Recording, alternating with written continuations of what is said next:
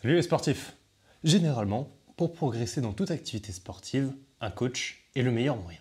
Cependant, avec la montée de l'IA, c'est une position de plus en plus menacée. Mais concrètement, de quoi est capable l'IA? Est-ce que le coaching est vraiment menacé? On va voir ça tout de suite. Sur ce sujet, j'ai trouvé un article très intéressant de la BBC. Et cet article est assez détaillé et nous explique déjà toutes les informations suivantes. Premièrement, qu'est-ce qu'une IA? IA ou intelligence artificielle, vous le savez probablement désormais vu que c'est un peu partout, mais c'est un algorithme, on va dire ça grosso modo, même si c'est pas tout à fait exact, qui sait prendre en compte tellement d'informations qu'il peut simuler l'intervention humaine et le cerveau humain.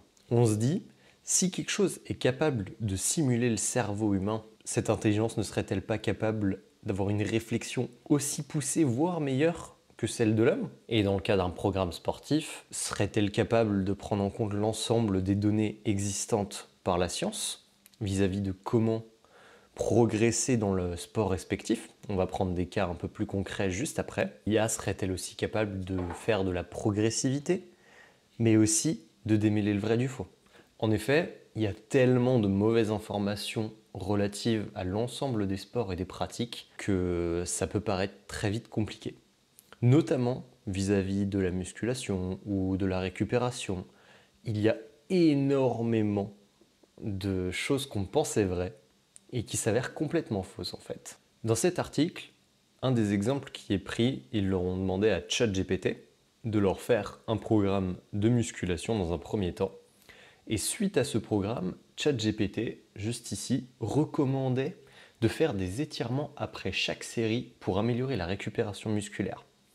Cependant, les dernières études, donc l'état actuel de la science, nous apprend que faire des étirements n'est pas du tout optimal tant pour la récupération, mais peut même s'avérer dangereuse si poussée trop loin sur des fibres.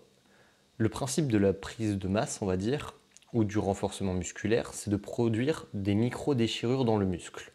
Donc par exemple, si on fait hop, les bibis, et que du coup, avec notre crunch halter tout basique, on va déchirer les fibres musculaires du biceps, et la récupération ensuite va soigner ces tissus et les rendre plus forts et plus volumineux pour qu'ils s'adaptent à la contrainte. C'est ça le principe du sport de manière générale. C'est une contrainte mécanique appliquée sur une partie du corps et le corps qui va chercher à s'améliorer pour pouvoir répondre à cette contrainte mécanique. Et donc, suite à cette contrainte mécanique, les micro-déchirures présentes dans les muscles, si on les étire trop, eh bien elles peuvent s'agrandir et donc provoquer de vraies déchirures musculaires et non pas simplement des micro-déchirures. Et comme vous le savez probablement, une déchirure musculaire, c'est pas hyper sympa. Une des grosses limitations de ChatGPT, ça peut être la non prise en compte de certaines contraintes mécaniques corporelles et même simplement de ne pas prendre en compte l'état actuel de la science et simplement s'appuyer sur la majorité des informations qui sont disponibles en ligne, qui sont parfois, même assez souvent, inexactes et datées. Un autre cas qui est pris dans cet article, c'est un plan d'entraînement pour un marathon. Mais une des contraintes qui est listée, une des limites plutôt de ChatGPT qui est listée, c'est que ChatGPT se contente de prendre un programme générique et d'augmenter la distance sans faire de variations plus avancées. Par exemple, juste ici, il est marqué semaine 1, courir 20 à 30 minutes 3 à 4 fois par semaine, semaine 2, courir 30 à 40 minutes 4 à 5 fois par semaine. Il n'y a aucun détail en plus. Donc voilà, selon cet article, ChatGPT est trop limité. Mais cet article, il n'est pas non plus tout récent. Il date d'il y a quelques mois. Et cette application évolue tellement vite, l'état sur l'intelligence artificielle évolue tellement vite qu'on va débunk tout ça. On va prendre un cas concret et on va demander à ChatGPT de nous faire un petit programme d'entraînement marathon. Bien! J'ai demandé donc à ChatGPT déjà tout d'abord de se présenter. Donc ce que vous voyez à l'écran, c'est ChatGPT qui fait son petit CV. Mais maintenant, passons aux choses sérieuses. Je vais demander à ChatGPT de me faire un plan d'entraînement marathon. Parce que je suis en train de préparer un marathon et il me reste actuellement 21 semaines avant mon marathon. Donc je vais tout simplement lui ajouter une contrainte car la majorité des plans agissent soit sur 12, soit sur 24 semaines. Donc là, je vais lui demander 21 semaines. Je vais lui ajouter une contrainte un peu supplémentaire. Hop. Peux-tu me faire... Waouh, je suis un alphabète. Un plan d'entraînement marathon en 21 semaines. S'il te plaît. Parce que demain, si les machines se rebellent, moi, j'aurais été sympa. Donc voilà, là on va voir combien de temps ça prend de compiler l'information depuis le web et de la synthétiser pour que ce soit lisible par le commun des mortels, je suppose. Tous les gens qui ne sont pas forcément spécialisés dans la prépa physique, ce qui est mon cas. Hein. Je suis renseigné, mais je ne suis pas spécialisé pour un sou, donc honnêtement, je prends principalement l'information qu'on me donne. J'ai des bases pour comprendre du vrai et du faux, mais honnêtement, je ne suis pas préparateur physique. Si vous entendez un vrai expert dire quelque chose inverse complètement à moi, je vais pas prendre de risque et je vais vous dire de l'écouter d'abord. J'essaye de ne pas vous raconter des cracks, mais voilà.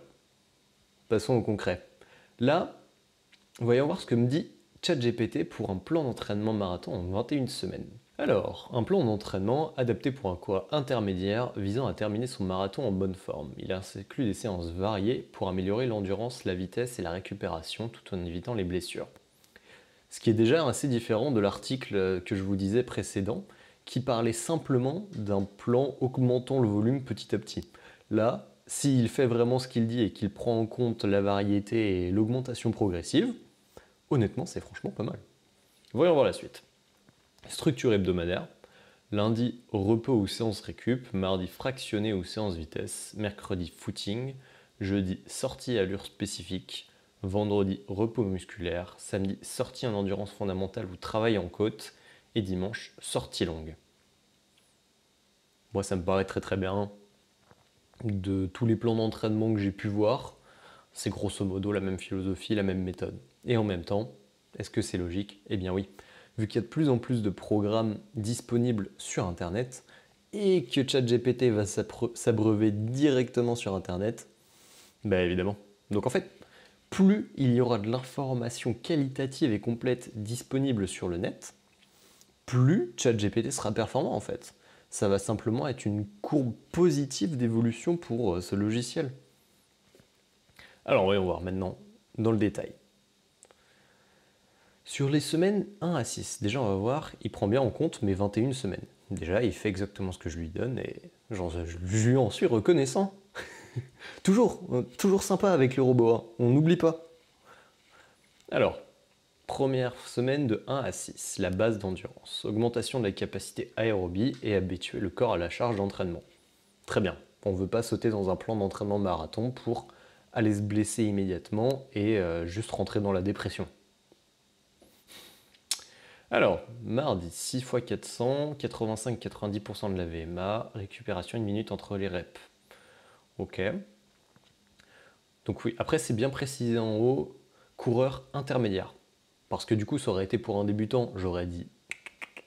Parce que commencer par du fractionné, bon, même si c'est pas du fractionné le plus intense, hein, mais ça reste de la VMA. C'est pas. Voilà. Donc il faut bien que ce soit un coureur intermédiaire. Et je pense que si on lui demandait un programme débutant, il y aurait une vraie phase de construction du fond, du foncier et de l'habitude de courir dans un premier temps.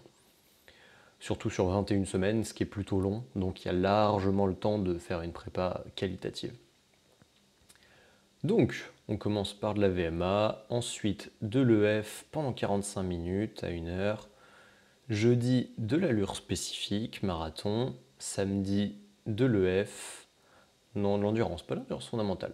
Petite sortie tranquille, footing. Et dimanche, la sortie longue. Semaine 7-12, bon, je vais passer en accéléré. Je vais voir s'il y a des choses qui me font tiquer négativement plutôt, parce que pour l'instant, ça me paraît très bien. 8 x 800, 1h10, accélération progressive, ok, donc ça reste le même schéma de travail, 10 x 600 mètres, 15% on augmente la puissance, travail de la cible, les sorties longues, 1 heure de plan de build du volume, énormément de volume, 5 minutes 15, 80% de FC max. Ah, là, c'est les semaines, bon, c'est normal, c'est les semaines les plus dures du plan, mais elles sont vraiment intenses. 2h30, 1 minutes à AS. Hop. Et après, la semaine d'affûtage, sur 400, on prend les séances du début. Sur 400, hop. Mercredi, endurance mentale, 30 minutes, sortie facile, dimanche, sortie longue vite. Franchement, bah en fait, ça reprend beaucoup des plans qui sont disponibles sur le net. Hein. C'est franchement très bien, en fait. Si on ne veut pas faire appel à un coach et qu'on veut trouver un programme, honnêtement, je ne vois aucun problème fondamental dans ce programme.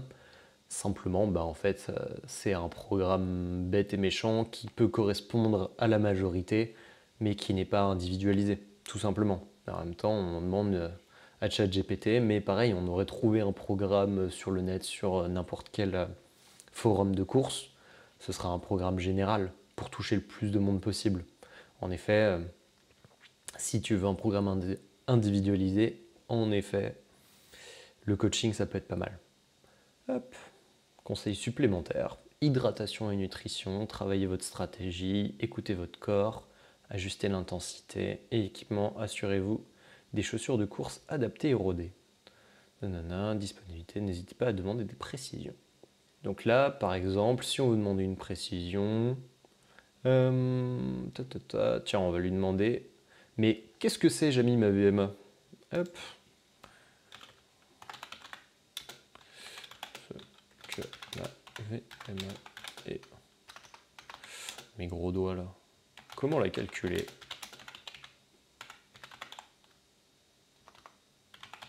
Donc là, il réfléchit. VMA, vitesse maximale aérobie, consommation atteint son maximum, VO2 max, est exprimé en km/h, permet de structurer ses entraînements en adaptant l'intensité de vos capacités. Test de Mini Cooper, test de Vamel, test de Cooper. Très bien.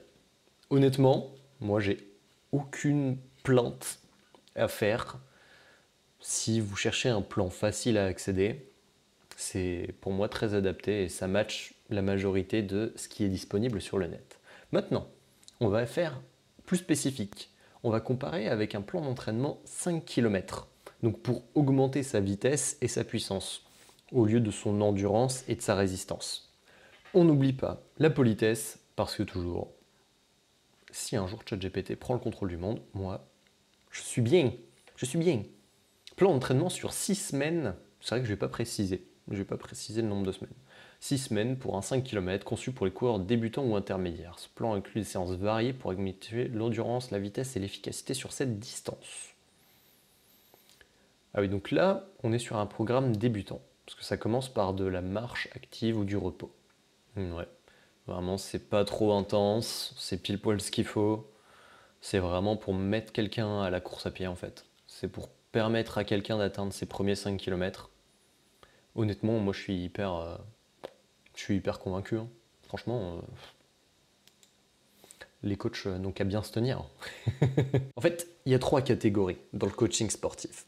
Il y a le coaching individualisé, donc le plus onéreux face à un vrai coach, quelqu'un qui va normalement se mettre à dispo, s'adapter à votre profil, chercher à savoir qui vous êtes, etc. Afin justement que ce soit le plus spécialisé possible et que ça vous convienne le mieux. Ensuite, il y a tous les abonnements payants, des applications et tout ça, qui vont vous faire des programmes individualisés. Donc c'est des programmes généraux qui peuvent éventuellement être individualisés selon des critères de performance, de poids, de taille, machin, que vous rentrez dans l'application, mais ça reste un algo en fait. Ça reste un algo qui va vous calculer un programme selon des méthodes, des techniques qui sont déjà établies, tout simplement en fait.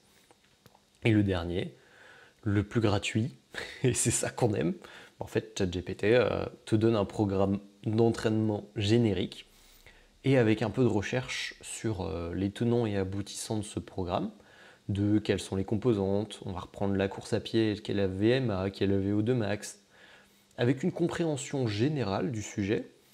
Je ne vois rien à redire à ces plans, il suffit simplement de comprendre comment ils fonctionnent, C'est ça la petite nuance en fait. Si tu es complètement débutant et que tu n'y connais rien, c'est pas une bonne idée. Tu as de fortes chances d'aller droit dans le mur. Mais si comme moi, tu as des bases, tu t'es penché sur la question, ces programmes ils font très bien le taf parce que tu peux les adapter un petit peu à ta sauce en fait. Si tu vois qu'une séance ne te convient pas du tout, tu la modifies. Tu sais exactement que tu peux augmenter l'intensité là, tu peux activer tel levier. Et même le programme débutant, si tu demandes à ChatGPT de t'instruire comme un débutant, moi, je n'ai rien à y redire. Pour conclure, franchement, ChatGPT, moi, ça me satisfait largement si je veux un petit programme. Mais on va faire un petit classement quand même, et des forces et des faiblesses. On va commencer par le haut, le coaching personnalisé. En effet, on dit qu'il est menacé, oui et non. Parce que le public qui cherche un coaching personnalisé, c'est un public qui est prêt à assumer le coût de ce coaching. En effet, le point faible principal de cette offre, c'est son prix. C'est assez cher d'avoir un coaching personnalisé.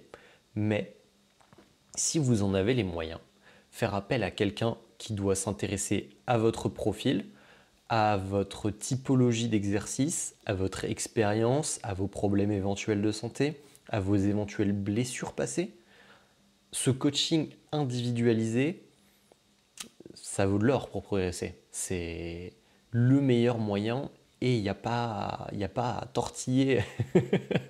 Voilà, c'est forcément ça. Si vous voulez progresser et devenir un athlète élite ou être parmi les meilleurs, il n'y a pas le choix. Un coaching individualisé met le maximum de chances de votre côté. Après, ça sera votre capacité à vous entraîner et à être sérieux et discipliné qui fera le reste. Mais si vous êtes un athlète plus intermédiaire, on va dire même avancé, etc., mais votre objectif, c'est pas de préparer les Jeux Olympiques ou une compétition, mais simplement de battre votre PR sur 10 km, 20 km, un marathon. Un coaching hybride, comme je vais l'appeler, sur les applis ou les forums qui existent, dans lesquels vous allez pouvoir mettre des informations relatives à votre expérience, vont vous apporter un coaching semi-individualisé. Donc selon des algorithmes, selon une approche. Et c'est très bien. En fait, c'est vraiment le compromis entre un plan bête et méchant générique et un coaching personnalisé. Mais après, justement, comme on vient de le dire, si votre profil ne correspond pas à l'approche spécifique utilisée par ce site, par cet algorithme, ça peut poser des problèmes sur votre progression. En effet, si ça ne fonctionne pas, ça ne sert à rien de s'acharner, même si c'est du coaching semi-individualisé. Si vous ne progressez pas en faisant quelque chose, c'est que ça ne vous convient pas. Et c'est là que la force du troisième et dernier, donc qui est le plan générique, principalement par ChatGPT, peut correspondre tout à fait en fait. Vous avez les bases techniques et l'approche qui vous permet de progresser, et après c'est à vous de juger, selon vos connaissances de votre corps, comment bien réaliser ce programme. Les programmes génériques, c'est donc très bien. Franchement, si vous avez les connaissances, c'est parfait. Mais, comme toujours, le diable se situe dans les détails. Donc, si vous avez le budget, un coaching personnalisé, c'est le top. Ensuite, un coaching adaptatif, rang 2 pour la performance. Et enfin, un programme générique peut vous emmener où vous le souhaitez, pourvu que votre objectif soit intermédiaire / avancé. On ne va pas faire de vous un athlète élite grâce à un petit programme ChatGPT, je pense, malheureusement. Tant que l'être humain sera une créature imparfaite, et qu'on sera chacun différent et individuel dans nos ressentis, dans nos perceptions de l'effort, dans notre propension à nous blesser, le job de coach, il est safe. Mais du coup, au final, il évoluera peut-être pour se transformer de la personne qui fait des programmes d'entraînement à la personne qui fait de l'accompagnement, du suivi et qui apporte un œil expert sur la performance en elle-même en fait. Donc le coach va plus ou moins laisser la place pour un préparateur mental, un préparateur physique. Enfin, ça sera une casquette plus pluridisciplinaire, il me semble. Après, je me trompe peut-être, je ne vois pas dans le futur.